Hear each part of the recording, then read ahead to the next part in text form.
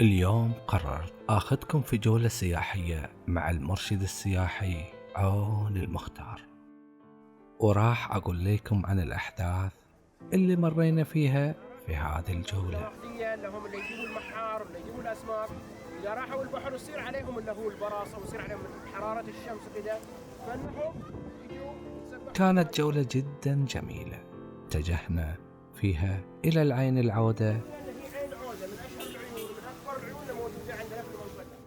وبعدها مرينا فيها على متحف عشتعروت، وانطلقنا بعدها إلى متحف الفريج اللي هو جنب بيت الجشي، وأخذنا معلومات كثيرة عن بيت الجشي. بعدها انتقلنا إلى منطقة ثانية اللي فيها الصابات، وبعدها انتقلنا إلى بيت السني، وهناك كانت مفاجأة جدا رائعة، الدمية الغريبة العجيبة اللي كان خليها مفاجأة. في الفيديو الجاي راح أقول لكم ويش سوت هذه الدمية.